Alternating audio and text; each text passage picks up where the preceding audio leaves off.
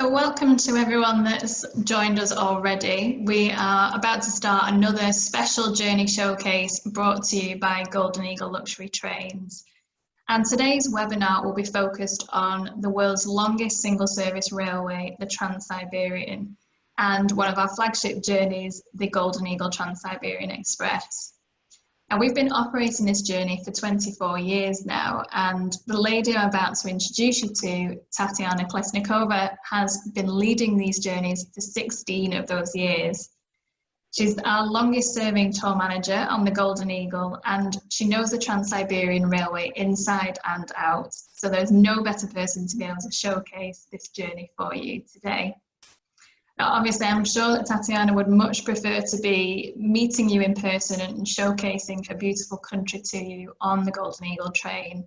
But while we're unable to operate our journeys at the minute, we are obviously very pleased to be able to bring her knowledge and expertise to you virtually. So before I hand over to Tatiana, I'm delighted to welcome back Marina Linker, who is the co-founder of Golden Eagle Luxury Trains, to say a few words. Thank you, Natasha. I'm so glad to welcome everybody for the presentation of the flagship of our tours, the Trans-Siberian, the longest railway in the world, I think one of the most spectacular railways in the world. And Tatiana was born and raised in Siberia, now sitting in the middle of Siberia in the place called Irkutsk, right next to the lake Baikal. And I'm sure she will be giving you a lot of interesting facts about the Trans-Siberian Railway. Enjoy it. Thank you. Well, dear ladies and gentlemen, I'm very, very, very glad to welcome everybody. Those who have traveled with us and those who I hope will be traveling with us on the Trans-Siberian or any other journeys.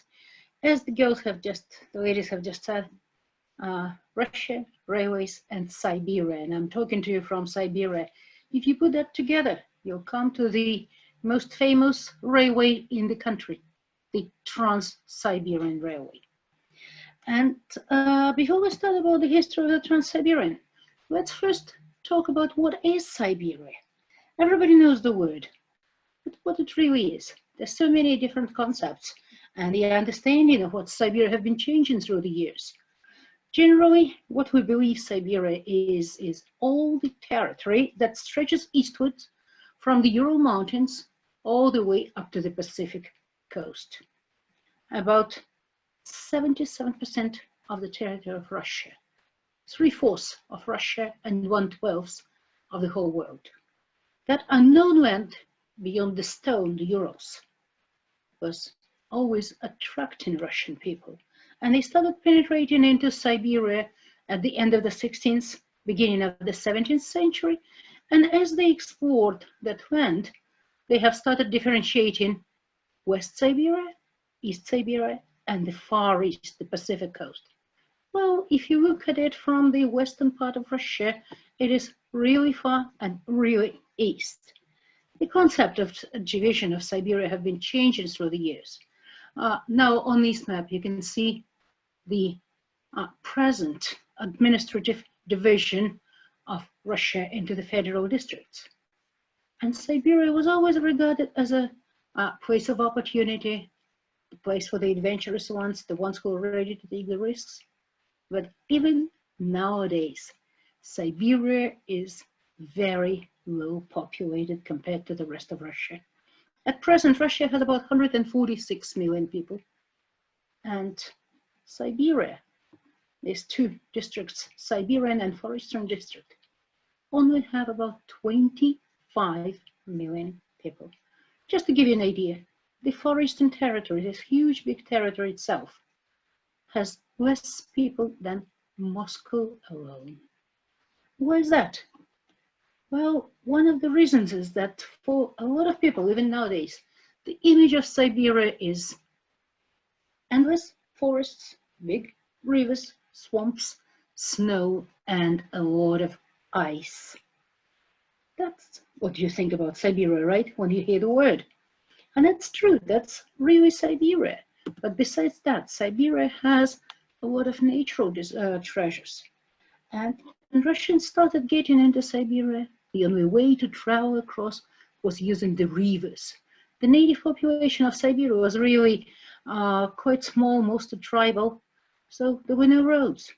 But the tributary system of Siberian rivers interlocks in such a way that the adventurers of the 17th century could travel from the Ural Mountains up to the Pacific coast with only 5 portages between the river systems.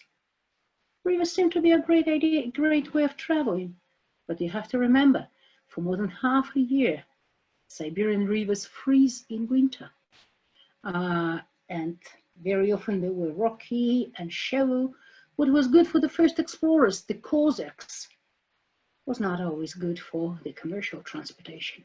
The first thing that attracted people into Siberia was the furs, the pelts, the soft gold of Russia. And you have to remember that Siberia by Russians was some kind of an inner colony in many ways. It was used to get the treasures, to get the minerals, to get silver, but also was used as a place of exile. And the only way of traveling across Siberia was either on foot, and millions of people did, hundreds of people have done this road by foot, or by the cart, pulled by horses in summer and winter. Winter roads were considered to be better than the summer ones. There was one big great mail road, great post tract going across Siberia. But it took months and months and months, sometimes up to 2 years, for people to go across the whole of Siberia. And this is how the transportation was until actually the end of the 19th century. You can see carts going in wintertime, carrying tea, for example. You can see groups of convicts. Siberia definitely was a place where the convicts were sent. Everybody who the government did not want were sent to Siberia. And here in this picture, in the bottom left-hand corner, you can see people going on their knees at the border of Europe and Asia, at the Urals. Going to Siberia most often was a trip of one way, going forever. The distances and the difficulty of travels. Not only convicts definitely went there, the peasants who were ready to start a new life went there. And again, it was very difficult to settle and populate Siberia, to move around this huge big land. What was going on at the time in European part of Russia? Middle of the 19th century, sorry, that's when the whole world was going through the boom of the railway construction, and Russia was there as well. The very first public line, railway line in Russia was opened on the 30th of October 1837, and that line connected, that railway connected St. Petersburg with the thus residence called Tsarskое Selo. Was only 27 kilometers long, but that was the start. And then the railway system started to develop rather fast. 1843 to 1851, the two capitals, Moscow and St. Petersburg, were connected by the railway. By 1866, the network of the rails in the country was about 5,000 kilometers. And more and more important industrial and commercial centers in the European part of the country were connected by the railways. By 1890, the rail network had been increased up to 29,000 kilometers. But all of that was only in the European part of the country, which was more populated and more developed. And what was going on in Siberia at that time? Russians went through the whole of this Asian part They have been discovering new mineral resources, but we needed more people there. It was very difficult to transport goods from and to Siberia. And also some very important geopolitical changes happened in the middle of the 19th century. Look at that eastern part of the country, the border of Russia and China. When Russians first came to that area, the valley of the Amur River, the most prosperous and most wanted section there, they were forced out by the Mongols because they were collecting tribute from the local tribes. Russians were quite weak. They were forced to sign a treaty of Nerchinsk in 1689 that established the border of Russia and China further to the north. But almost 200 years passed. China was much weakened by the Opium Wars and the other events, and by then Russians were not considered strangers in that area anymore. And the Governor-General of Siberia, Count Muravyov, decided to seize the moment. He brought the troops of the Cossacks and arranged Russian settlements along the valley of the Amur River. And this time, Russians were much stronger. They had much more influence there. And the new treaty, the Treaty of Aigün, was signed in 1858. And this whole part of territory became Russian. The border went along the river Amur. Prince Muravyov was granted the name Amursky for that great event. And then 2 years later, 1860, another part was added to the Russian territory. And the two Russian cities were founded in that far eastern area, Vladivostok and Khabarovsk, and Blagoveshchensk on the banks of the Amur itself as well. So Russians really needed to improve and reinforce their position in that eastern part of the continent. Well, the governor-generals of Siberia, Siberian merchants who actually were very rich by then, the second half of the 19th century, were constantly bombarding the government. Please stop neglecting Siberia. This is part of your country. It is not just a far colony. And eventually Alexander III, the Russian Tsar of the time, have declared that he's tired of reading all these reports from the governors and from Siberia, that Siberia have been neglected for too long. 1886 is when the decision was made that we're going to try to build a railway into Siberia. And in 1887, 3 expeditions were sent to explore the route. And finally, it was 1891 when the rescript about the construction of the Trans-Siberian was signed. And at the same year, the Railway Construction Committee was formed. And Prince Nicholas, Tsarevich, as Russians say, Tsarevich Nicholas, who was only 24 years at that time, was nominated its president. But as any other important project, there was a real force behind the project.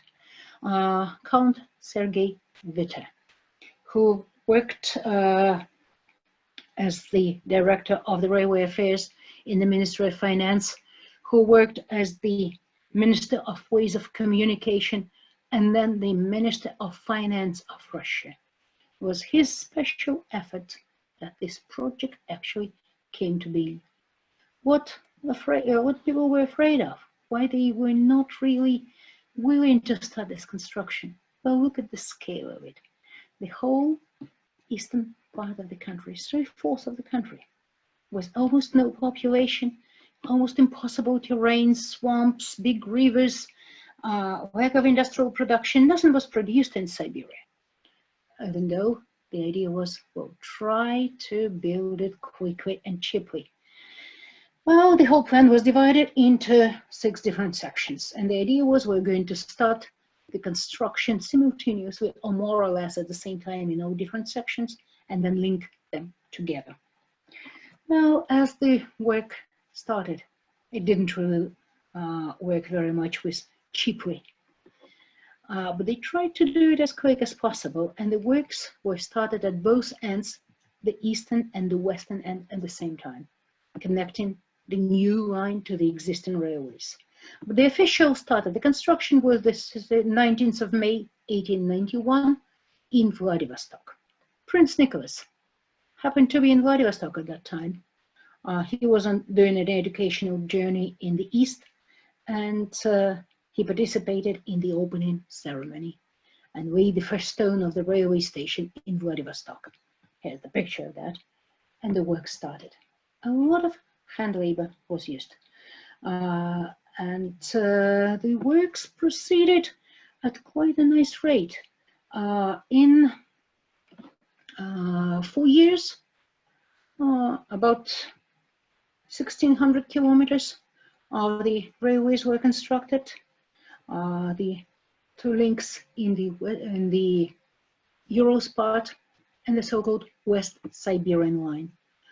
Generally the flattest part of the whole Trans-Siberian, but the rivers, the Irkutsk River, the Ob River was one of the biggest obstacles of the construction. And the second section, there was the line called the Ussuri line, going from Vladivostok up to Khabarovsk to provide the easy access across this newly acquired territories. Go on for the next few years. By 1900, almost most of the road is already built. The works started only the gap of 1, 2, 3 years from the very start, and the Mid-Siberian line was constructed. The line came up to Lake Baikal. The line beyond Lake Baikal was built, and the so-called Baikal ferry started operating.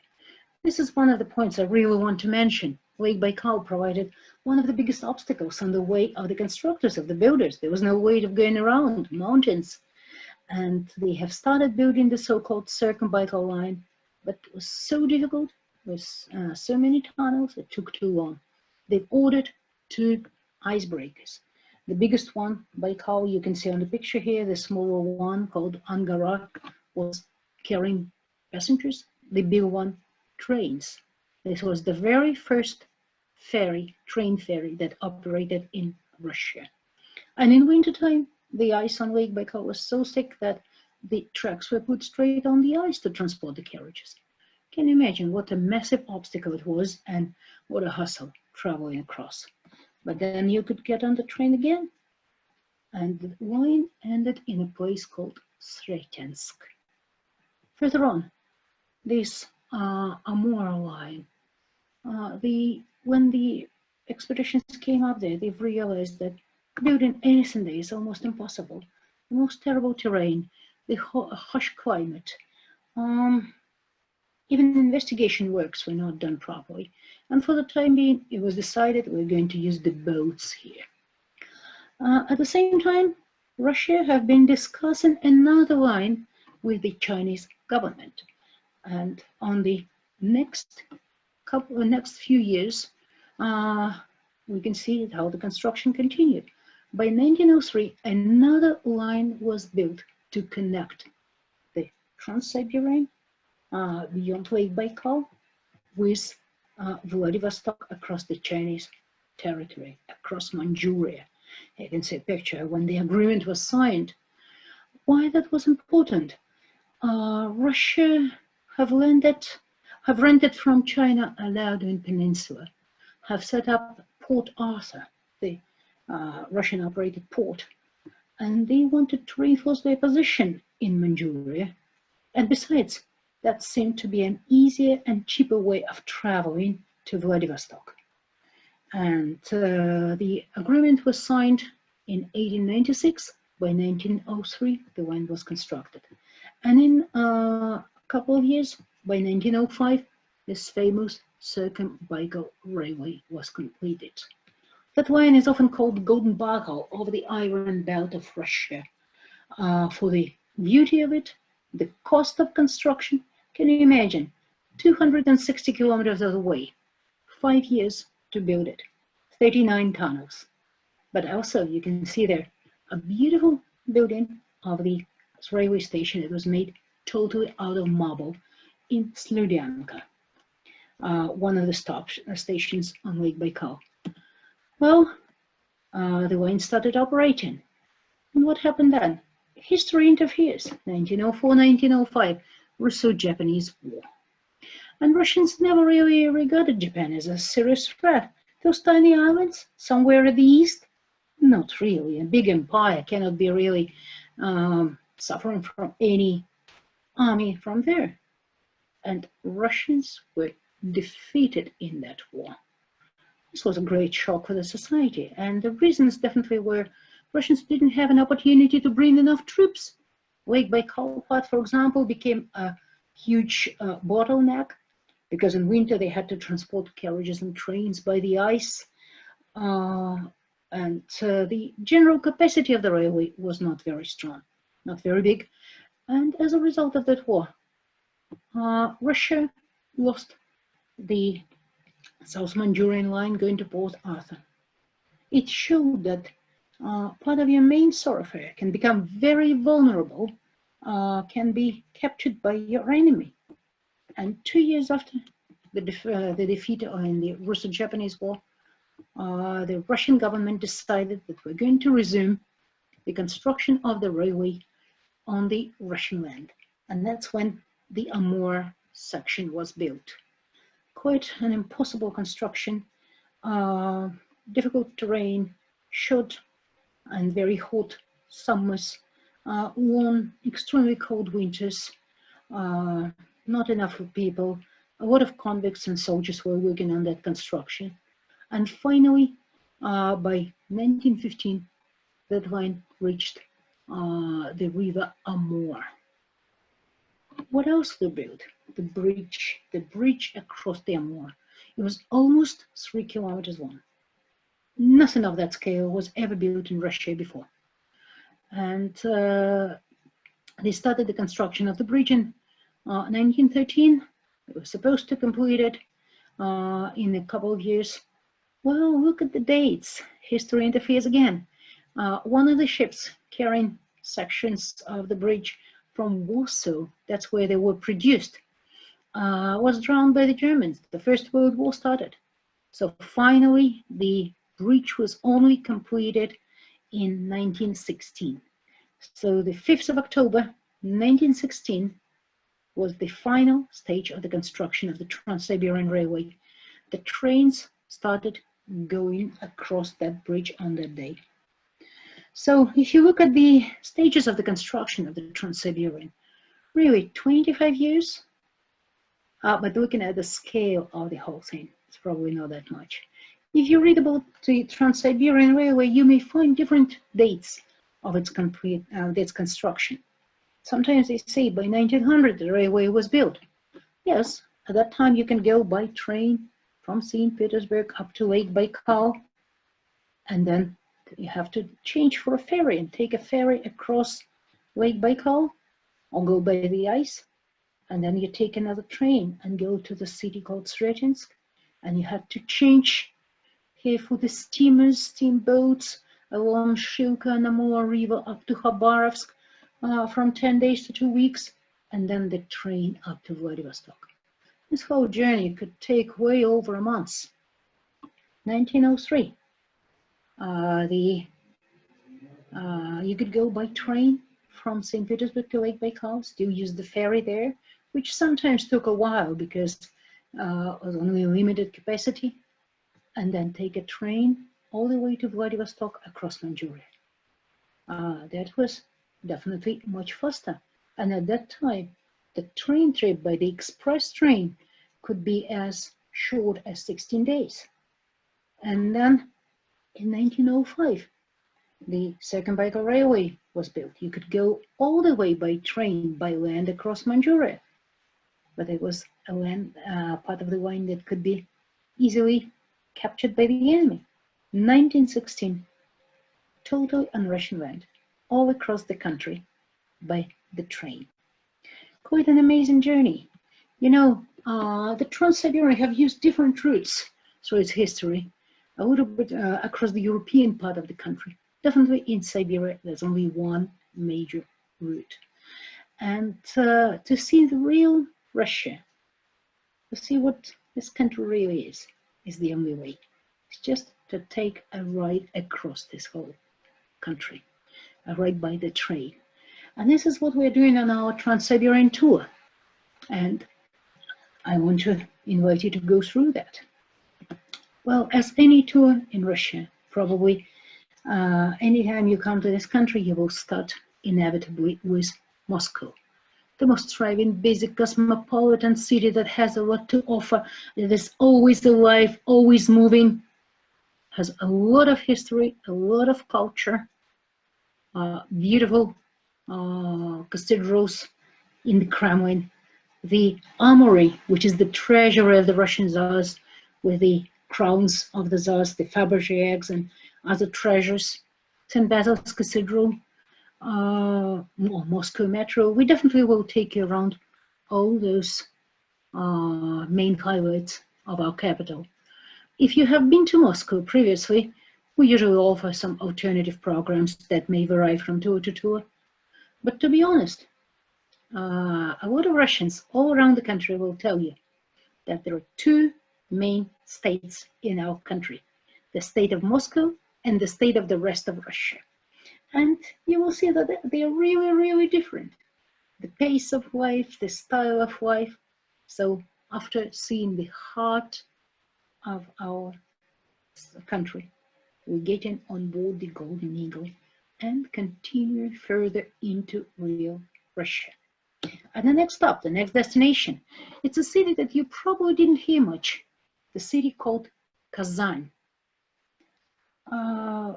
Russians know about Kazan. I have heard from a lot of our guests that they have never heard the name of that city before they were looking at the tour, even though the city has over 1,000 years of history.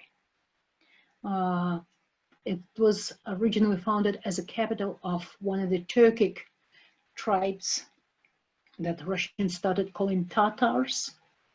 And nowadays, it's a mixture of Tatar and Russian traditions, Muslim and Christian architecture.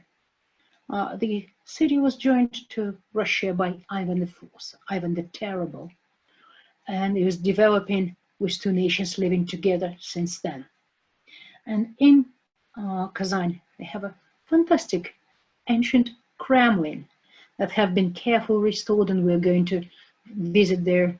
We're going to give you time to walk on the streets of the beautiful 19th century mansions. They have a distinctive part of the Tatar Muslim quarters with ancient mosques and traditional wooden houses. But this is also a city of a big cultural center. Two names that you probably all heard.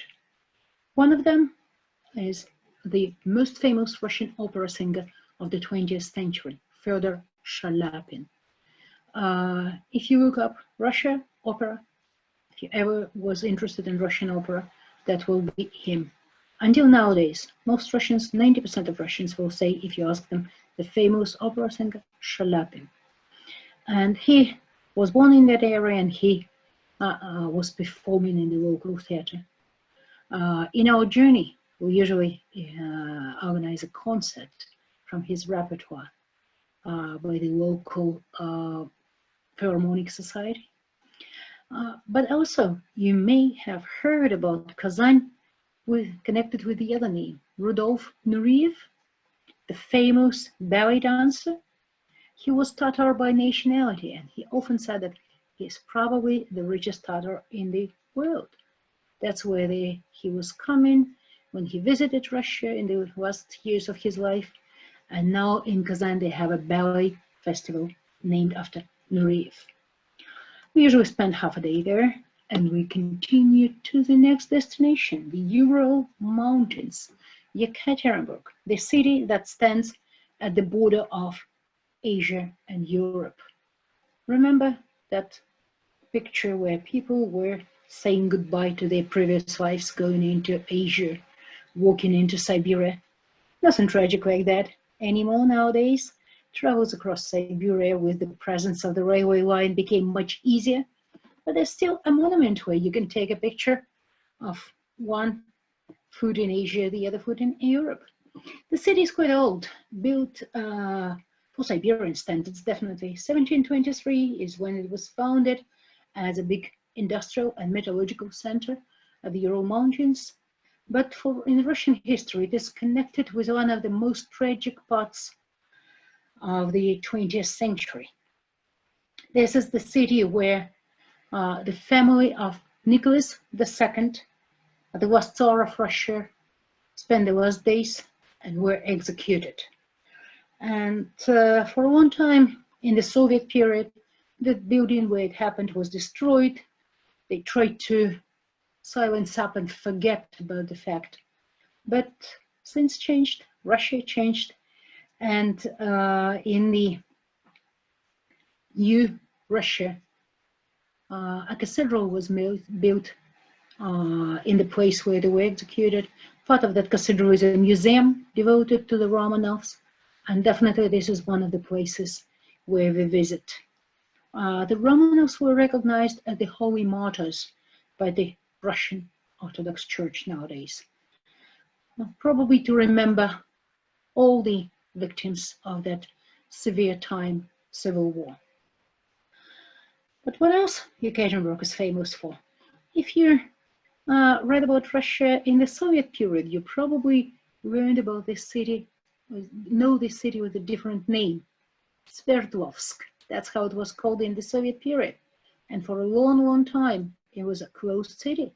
No foreigners could get off the train in that city for decades, because it was one of the biggest centers of the military industry in the country. And nowadays, outside of Yekaterinburg, they have a fantastic museum of military machinery where you can see all different kinds of weapons and machines produced here at the Urals, including tanks and aircrafts and helicopters and armored trains. Another place where you might want to visit as an option. And one more thing that I would strongly recommend to visit if you come to Yekaterinburg ever. It was a home place of the first president of independent Russia, Boris Yeltsin. And in that city, we have the first ever presidential center in Russia, the Yeltsin Center. And it's a fantastic way of learning about one of the most turbulent periods of the modern Russian history, between 1990 and 2000. Even us Russians who lived in this country during that period often forget how quickly things were developing then and how huge was the change. Well, at Yekaterinburg, a bit of time on board, and then we come to the city called Novosibirsk, the new Siberian city, the youngest city of all on our way, which appeared only in 1893 with the construction of a big bridge across the Ob River. That was the terminus point of the West Siberian line. And it was the most convenient place to build a bridge. Nothing existed here before. And nowadays, it's one of the fastest developing cities in the whole country, and I would say in the world. It reached a population over 1 million in less than 100 years. And definitely everything there is connected with the railway. Novosibirsk has the biggest railway station on the whole Trans-Siberian. In the outskirts of the city, they have a fantastic museum of the rolling stock. All different kinds of engines, steam engines, diesel engines, carriages of the last times, carriages of the Soviet period, carriages from the Second World War time. Everything's there. That's where we go. But at the same time, it is a big cultural center. Look at this picture in the bottom left. The Bolshoi of Siberia, the famous opera house of Novosibirsk, which has a famous ballet and opera company. Really good performances. Outside of Novosibirsk, a new center of Siberian sciences. Siberian Department of the Russian Academy of Sciences was founded in the late 50s, early 60s. It can be called the Russian Silicon Valley. The best minds of Russia working there. And geology is definitely one of the biggest branches of science in Siberia. This land is extremely rich in natural deposits. This is where we can take you for a visit. But at the same time, Novosibirsk is probably the most Soviet city of all that we visit, because most of its development was going through the 20th century. A perfect example of the Soviet architecture. Continue further on. We had a few very busy days. Now it's time to relax a little bit and spend some time going across the West Siberian plain and the forests of the Eastern Siberia. This is one of the most busy parts of the Trans-Siberian Railways. You will see a lot of timber yards along the way. That's where a lot of timber was produced. You will see carriages bringing coal, oil, all different goods across. And beautiful scenery of the steppes and the forests. And you will be crossing the river Yenisei, one of the biggest and mightiest Siberian rivers. That bridge across the Yenisei River, definitely it's a new one nowadays. It has been replaced about 100 years after the first one was built. But the bridge across Yenisei in 1900 was rewarded the Grand Prix of the Paris Expo as one of the engineering wonders. Day 2, see part of Siberia, and another busy day next. We're coming to my hometown, Irkutsk. For Siberian standards, it's quite an old city, more than 350 years, and once called the Paris of Siberia and the capital of the area, capital of Siberian millionaires, and at the same time a place of exile. Typical Siberian city. Here you will have a chance to see the history of the city, the main highlights, the main places to visit. Irkutsk can boast of perfect examples of the most elaborate wooden architecture. And I hope you will enjoy seeing our beautiful wooden lace. Remember the icebreakers that were operating on Lake Baikal? One of them, the small one, still survived till nowadays. And now it is standing as a museum in one of the bays. And it is the oldest boat of such type in the world, more than 100 years old. I mentioned that Siberia was used as a place of exile, but very special things could happen only in Siberia. People who were exiled here, especially the nobles, often became part of the local nobility.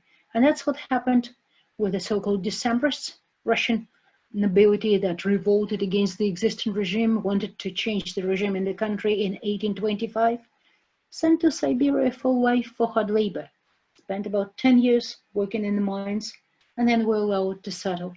And the house of Prince Volkonsky, again the bottom left picture, became one of the centers of cultural life of Irkutsk.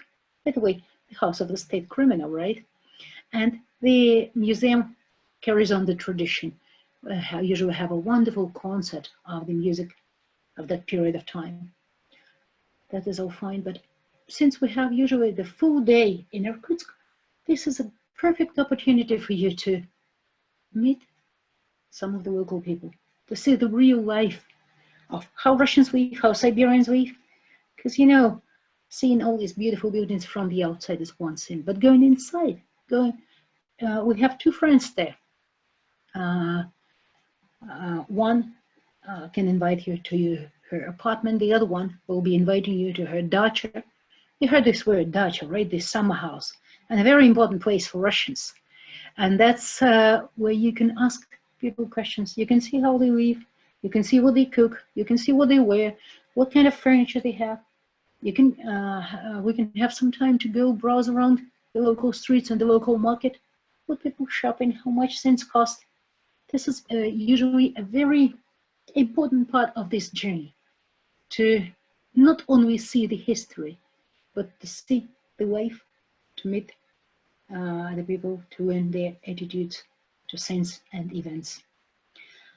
Well, after visiting Irkutsk, we continue further on, and the next is our Nature Day, the day we spent on Lake Baikal. And through several hours, we will be traveling along the shores of the lake, along that so-called golden buckle of the Iron Belt of Russia, crossing numerous tunnels, enjoying the beautiful scenery. You know, I live nearby Baikal, and I've been there probably hundreds of times, and it is never the same. It is always changing. Even in bad weather, it has some special severe beauty. A steam engine will be pulling us along the lake, and you'll have plenty of opportunities to take fantastic pictures of our train with a steam engine. You will have a chance to walk along the shore of the lake, or go for a hike, or even probably take a swim in its ice-cold waters of Baikal. And our chefs will prepare a barbecue right on the bank of the river. Well, and you will have another chance to meet the locals. Look at those two guys in the middle of the bottom pictures. Those are the descendants of the local Siberian Cossacks, who are the fishermen now. And they usually come bring us the uniforms and the weapons of their ancestors and tell their stories, but also bring us some Lake Baikal fish, which is, believe me, a great delicacy. Nature Day. Beautiful nature. We're carrying on, and our next stop will be the place called Ulan-Ude. Hey, we're still in Russia, we're not in Mongolia yet, but Ulan-Ude is a capital of the Buryat Autonomous Territory, Buryat Autonomous Republic. Buryats is one of the local minorities which is very much related to Mongols. And even though the city has quite a long history dating back to the 17th century, not much left from that time in the town, and it boasts, though, of the biggest head of Vladimir Lenin in the central part of the central square of the city. Doesn't he look a little bit Mongolian? We definitely make a stop at that square, and then we will take you out of the city. You will see enough cities and towns of Russia by then, but we will take you to the real village. We'll take you to the village of the so-called Old Believers. They are often regarded as religious dissidents who have split from the mainstream Russian Orthodox Church in the 17th century after the Reform. The Reform was about minor sins, the way you put your fingers together, christening yourself, the way you spell the name of Jesus, the way you conduct the services. But a lot of Russians were very much attached to the old rituals. In Russian, very often they're called also the old ritualists. So those people were ready to sacrifice their lives, but keep the traditions of their ancestors. And eventually, they were exiled to Siberia. And by living in the isolated areas, in the isolated villages, they happened to preserve a lot of the old traditions, a lot of old songs, old costumes, which they show us, which they dress in for us. They will proudly show you their homes, which are very decorative and very different from traditional Siberian homes of the locals. They will proudly show you the Old Believer Church, which they have rebuilt on the money they collected themselves in the times of New Russia after the Soviet period. And they will share a meal that they will prepare for us. They will sing their songs for us. They will tell their stories, and that will be another way, another chance for you to meet the real Russian people in the countryside. Going on, and our next destination will be Mongolia. And we're cutting off from the Trans-Siberian line, we're going into Trans-Mongolian line. And that line cuts off shortly nearby Ulan-Ude. The first section up to the Russian-Mongolian border was built in 1939. Then after the war, the line was continued from the border up to Ulaanbaatar. The first train arrived in Ulaanbaatar, Mongolian capital, in 1950. And then later on, when the relations with China were rather good, in 1955, that same line was continued up to the border of Mongolia and China. The line was built by Russians, so it is using the same gauge as in Russia, 1520 millimeters. Further on, it continues up to Beijing, but this is a Chinese gauge on the Chinese territory further on. And we will be stopping at the border station, changing for Mongolian engine. If you wake up in the morning, don't miss the beautiful scenery of wild steppes of Mongolia. Mongolia is a very special country, one of the least populated countries in the world. Only 3.3 million people live in the rather big territory of Mongolia, and about 40% of the population, 1.3 million, live in its capital, Ulaanbaatar. Just to give you an idea, the next big city has only about 80,000 people. And 30% of the population are still nomadic. They live in the gurs, they herd cattle, horses, sheep, goats. With 3.3 million population, Mongolia has about 60 million cattle. And it has old history. Genghis Khan, the most notorious Mongol of all times, became the big national hero nowadays everywhere. Mongolia was a very religious country in the beginning of the 20th century. Buddhist religions are still there, but not as strong as they used to be. But the real heart of Mongolia lies in the countryside. So we'll take you there. You'll be able to see the gurs, the real gurs, where people live. We'll be able to talk to them to see the beautiful steppes and the beautiful hills of Mongolian countryside. We only spend there one day, and it's exactly to give you the flavor of that country. And maybe at some point you will decide that it is worth another visit. Well, after Mongolia, we come back to Russia, and we travel for like 2.5 days across the eastern part of the country, all the way to the Pacific coast. Well, you know, that is the least known part of Russia.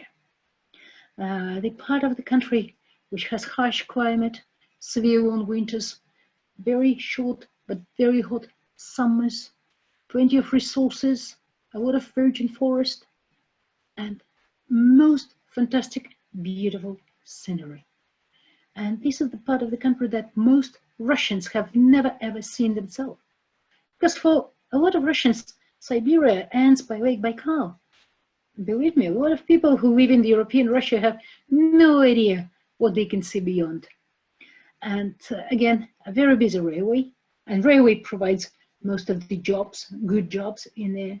You will see beautiful valleys of Shilka, Amazar, Argun, Ingoda rivers, little settlements along the way. Look at all these pictures. All of those were taken in that part of our country. Isn't that fantastic? And it will be also time for you to just relax and absorb what you have seen going across Russia. And don't forget, when you're on board the train, we keep you busy.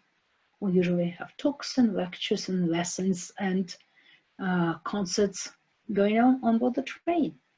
That's a real flavor of the train trip for you as Russians perceive it. Because for Russians, a train journey across the country is you get on board the train, you sit by the window, and you enjoy the beautiful scenery. That's how we perceive the train journey. And next up, if you're going from Moscow, you will pass that city in the evening. If you're going from Vladivostok the other way around, you will have a few hours of a visit in Khabarovsk, named after one of the first explorers, Yerofey Khabarov. That city was a Russian military outpost founded in 1858. Here you can see a statue of the Prince Count Muravyov, who joined this section, the far eastern part, to Russia.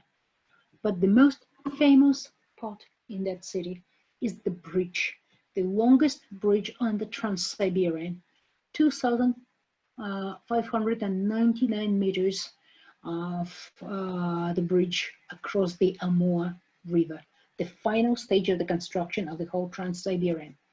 By the way, not only the bridge is there, but there's a 7,200 meter long tunnel, railroad tunnel underneath the Amur that was built in 1937-1942. During the wartime, Russia was rather afraid that the area is too vulnerable to coast and can be attacked by the Japanese.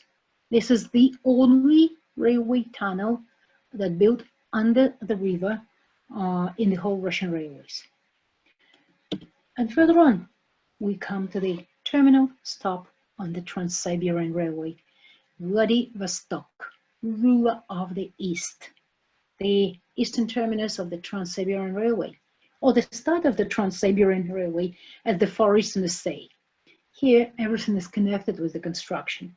In the station, which is spectacular by itself, you will see the famous obelisk saying 9,288 kilometers. That's the length of the modern-day Trans-Siberian Railway. You will see there the memorial arch, which was built to commemorate the construction of the beginning of the Trans-Siberian construction and the visit of Prince Nicholas.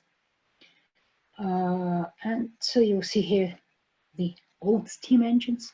But you have to remember that Vladivostok was originally founded as a fort, even though the cannons of that fort never fired. And for a long time, Vladivostok used to be a closed city. It was a military base, a navy base at the Russian Far East. And for all the foreigners that could travel across Russia in the Soviet period, the Trans-Siberian Railway started only in Khabarovsk, not in Vladivostok. It was only in 1991 when that city was opened for all the visitors. And in the recent years, the city is surviving a new revival, especially after 2012, when it hosted a meeting of the leaders of the Asian Pacific region. For that, a lot of money were invested in the infrastructure. The bridges, the new bridges were built across the Amur Bay, and that really boosted the development of the city. And this is one of these young and bold parts of Russia on the other side of our big country. So, my dear ladies and gentlemen, I really want to invite you all to come and travel with us on the Trans-Siberian Railway and to discover the beautiful Siberia with your own eyes, to see the real Russia, to see how people live, to meet people, learn about our history and our traditions, our food and our culture. Come and travel on board. We'll be very happy to see you all coming with us. Thank you. Well, thank you, Tatiana, for such a detailed insight into what is an incredible journey on the Trans-Siberian Railway.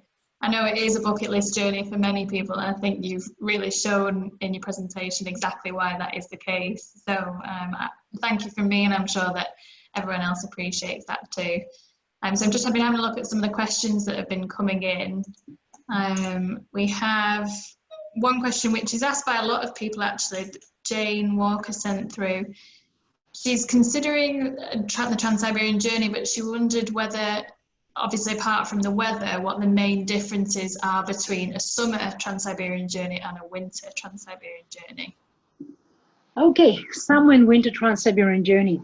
Well, first of all, if you're traveling in wintertime, you will really see the picture of Siberia, the image of Siberia that probably most of us have. Snow, ice, and all these trees, forests, but also the activities will be different. The activities, particularly at Lake Baikal, usually quite fantastic. We get on the hovercrafts, we have the dog sleds, we travel, can take a ride on the snowmobile, but mostly you can see this absolutely fantastic transparent ice of Lake Baikal. And we take everybody to the middle of the lake remember I was talking that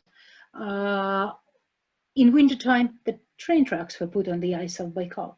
And in the middle of the train crossing, where carriages were pulled by horses, you used to have a station called the Midway. And now we usually reconstruct that station for our guests. And we have a special reception there and even lunch. So the day on the lake is probably, I would say, the highlight of the journey. But also in Irkutsk, we're not only taking you around, but we will take you also to the Troika ride. You've heard this word, Troika, right? The 3 horses pulling the sled. And these are real 3 horses, Troika. Nowadays, there are very few of those because nobody's using them anymore. And it's quite an experience. Gives you an idea how it was going across Siberia in the former days. Seeing Mongolia in winter is also a fantastic experience because those beautiful steppes of Mongolia are all covered with snow and look different and most beautiful. And I think later on, Natasha would suggest that we can put together a little showcase about winter experiences on the Trans-Siberian. Yeah, because I think we've got a question here from Roger Wilson, who obviously has travelled with us previously, and he was asking about the unique highlights of winter trips in general. I think you've just covered a few of those there, but he was also asking about whether we're still hoping to run the winter Trans-Siberian by steam train next year. And obviously that is still very much our hope to be able to operate that. There's no reason at this stage why we wouldn't be able to operate it. We're all hoping and reviewing the situation as it stands currently, and by February obviously we hope that we're in a position to be able to safely operate that tour. So yes, it is still scheduled to go ahead, Roger. But yeah, I certainly think if anyone's interested in the winter tour particularly, then Tatiana, we could definitely do something like that again. Similar trip, a similar showcase, but for the winter trip.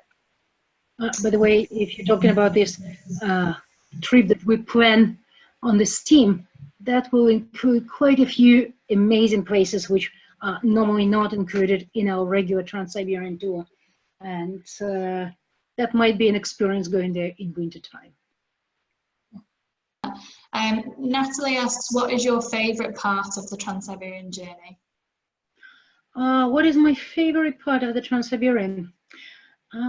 You know, it's really hard to say, but I would say probably Lake Baikal, because it changes every time. No matter how many times you've been there, it always looks different, and it's always beautiful, and the nature is always appealing. Otherwise, being a Russian, I actually like being on the train and seeing the beautiful scenery going across Siberia. Thank you for answering that question. We have another question from Maggie Polling, who just asks if we're still operating tours on the BAM Trans-Siberian line. And the answer to that question is we do often run trips on the BAM railway. It's just we don't operate them every year. So we'll do them, say, every other year, for example. We haven't got a BAM trip in the schedule for next year, but I do believe we are hoping to do one for the year 2022. So I would look out for details on our email newsletters and on our website for details of that. Obviously, there's nothing confirmed just yet, but we will let you know once that is the case. We have another question here from James Wolfe, who's asked, is there a preference going from east to west or west to east, in your opinion? First of all, it depends where you belong, where you come from. If you live in Europe, it's probably going to be much easier for you going from east to west, because from west to east, sorry. If you're living in Europe, you start in Moscow, grow to Vladivostok, and you gradually will be changing time. Yes, your days will become shorter, but it's not going to be an abrupt change. Because just imagine, if you fly from UK to Vladivostok, you will have 10 hours time difference, which is quite huge. But if you come from, say, Australia, definitely, it's reasonable for you to start from Vladivostok and go west, because then for you it will be easier to adjust the time change. We will be crossing, changing times several times, 7 times, 7 time zones. So it's quite a lot, especially the first few days. Generally, for my opinion, yes, going from east to west is a little bit easier, but it's always easier to travel east to west, right? And because the days become longer rather than shorter. But again, if you live in Europe and you fly to Vladivostok and you have to start the tour straight upon arrival, the first few days will be completely blurred for you. Whereas if you go the other way around, it will go gradual and you will have much easier. Your body will be adapting to the time change much easier. We have another question about, similar with the summer and winter element of the Trans-Siberian tour. Obviously, it's, so Dr. Betzer has asked, are the carriages warm in winter and cool in the hot summer? So obviously we do have temperature controls on the train, don't we? But perhaps you can explain that a little better, Tatiana, about how we control the temperature for, depending on the seasons we travel. Well, the temperature inside the carriages is comfortable at all the times. We do have the air conditioning that operates in summertime. We do have the heaters that operate, that we switch on in winter. The only thing in winter that you have to remember, you have to have the proper gear when you go outside. Because you don't spend hours on the outside. Like Baikal is probably the longest day outside, but even if you go out for a shorter time on and off the bus, it is still winter and it is still cold very often. Though we provide the proper boots, we provide the hats and the mittens and the scarves, but still being prepared is important. And in wintertime, going between the carriages can be quite cold, but everybody copes. You have a cardigan or a jacket or a sweater. Inside carriages, it's usually nice and comfortable. Well, actually, the thing is that we always have to tell our cabin attendants, don't heat it too much. Keep it cool, because it's a very Russian thing. We like it very warm inside. It's our normal thing, in wintertime particularly. But otherwise, we definitely try to keep the comfortable temperature in either season. Just a question here we have from Mike Reeves. Tatiana, obviously, I think it's talking about the off-train activities being fully included. They are fully inclusive in the price, aren't they? And also, do you want to mention quickly about the freedom of choice touring options as well? Yeah, all the off-train activities are totally included. We don't charge for any additional activities, but on practically every day visit, we offer the freedom of choice touring. So you can look at the program a bit in advance, the day in advance, and decide what is more appealing to you. You cannot please everybody doing the same. Some is more interested to see the railway museum, and some will be enjoying more the opera house. Some will be more interested to see the military machinery, and the others will prefer to wander through the city. Some will prefer to have some free time in the town. The others will prefer to go visit the dacha. Different sense in different cities, depending on the tour. We will let you know what exact options we offer as the tour goes, usually a few days in advance. But there's one thing that I always ask everybody at the beginning of the tour. If you have any particular preferences or any special interests, please let us know and we can arrange a visit for you. And we usually never charge for any additional visits in that case. That's the beauty, obviously, about you knowing the country so well, is that you know whether these things can be arranged or not. And I think that only comes with your, with your personal knowledge and experience, as well as all the tour managers that we have on board the train. We do have a couple of questions here, Tatiana. I don't know if you could just navigate on the presentation to the compartments. Some people just asked to see what the compartments look like on the train. So just quickly show you the types of cabins that we have. So we have 3 types of categories of cabins on board the Golden Eagle, starting with the silver class compartments. So these are the entry-level compartments on the train. All three categories are en suite. So you can see from the picture here that you have, this is a daytime layout, so you'll have like a sofa area and a seating area during the day, and you've got your ensuite wet room style shower within the silver class. And then in the evening, the sofa area is converted to a lower and an upper berth single bed, which is done so by our cabin attendants within the carriage. So obviously when you go for dinner, the carriage attendants will come in and transform your room for the evening for you. So that's the silver compartment. It's a maximum of 2 adults. And then the next level up is the gold class compartments. It's obviously a larger cabin, and you've got the separate shower cubicle and the larger bathroom en suite with there. It's again ideal for a couple in terms of what's included. And I know there's another question about the air conditioning within cabins, for example. All of the cabins have remote control air conditioning within them, so you can control that by using the temperature control within your own cabins. And again, the carriage attendants will turn your bed down for the evening. The gold class cabins has a lower berth double size bed, as well as the upper berth single bed. So you can choose whether to use the upper berth bed or just use a lower double bed as well. So you've got the option with gold class. You also have the Imperial suites, which are the top level suites that we have on board. Obviously the largest cabin size at 120 square feet in size. And this compartment converts into a king size bed. And the main differences with the Imperial suite, obviously, apart from the size of the cabin, is that you do also have additional benefits. For example, like a private car and guide service. So in all of the destinations we visit that Tatiana's mentioned, you would have access to a private car and tour guide at no additional cost. And so that's one of the biggest benefits of the Imperial suite, as well as the complimentary laundry and complimentary minibar that you've got within the suite as well.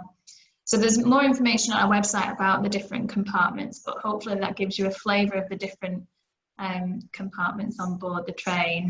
I'll just give you, so here are the restaurant cars as well. So on board the train, it's very much like a hotel in the fact that you've got your sleeping compartments, you've got the restaurant cars that we have on board, as well as the bar lounge car as well. And so the restaurant cars, we have breakfast served in the morning on board the train, and you'll often have your lunch served off the train in a local restaurant, but then you will typically rejoin the train for dinner in the evening some way. So all of the food is freshly made on board, and we procure all of the ingredients fresh from the local areas as we stop in each place. So it's a fantastic menu that we serve on board the train, and it's all of a very 5-star standard on board.